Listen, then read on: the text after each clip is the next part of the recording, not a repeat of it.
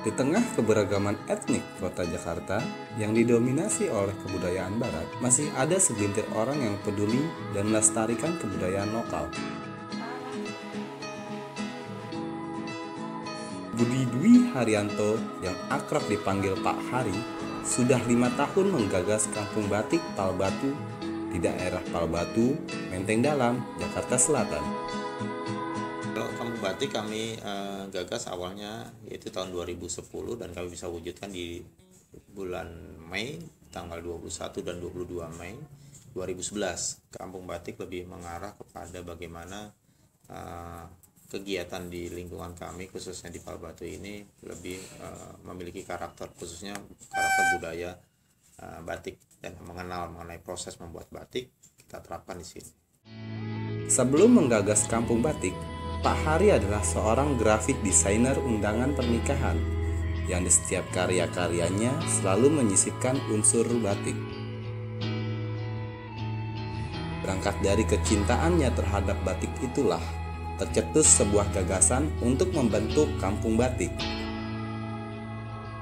Kalau tanggapan pasti nggak 100% kami didukung 100%, tapi kami bersyukurnya gini, ada yang pro dan kontra. Kalau yang pro udah pasti karena menggemari atau menyukai bahwa kami bergerak pada bidang yang sangat-sangat sekarang ini sulit untuk ditemui pelaku-pelakunya, yaitu mengenai batik. Bagus sih, luar biasa sebenarnya buat saya. Buat ibu yang lain juga jadi tambah kreatif tangannya. Yang awalnya nggak bisa membatik, cuma bisanya menjual batik, sekarang dari menjual bisa membuat sendiri.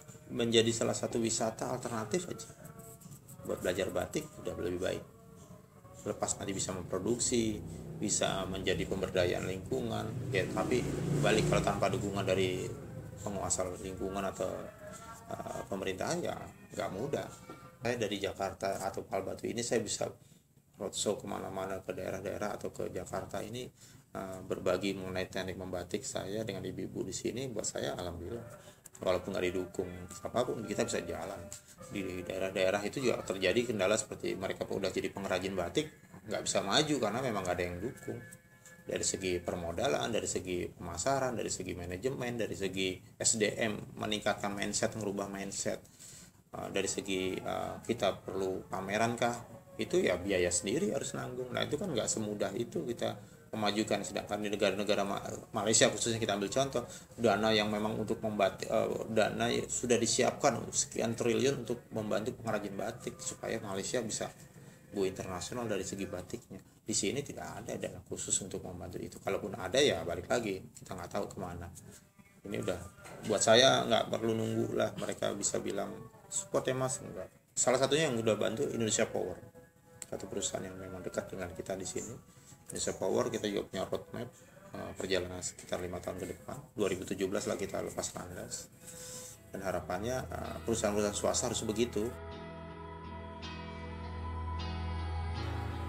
Karena juga saya pikir udahlah capek, saya minta saya pengen bekerja saja deh ketimbang saya bolak-balik bikin jadwal waktu ketemuan, bikin proposal, ngajuin lagi, keluar lagi ke kementerian, beberapa kementerian minta terus, birokrasinya panjang, saya nggak sanggup deh. Saya bukan orang yang telaten dalam segi itu ya, mencari-cari celah untuk mendapatkan bantuan. Saya lebih baik saya mencari celah bagaimana bisa produksi terus, bisa jalan terus.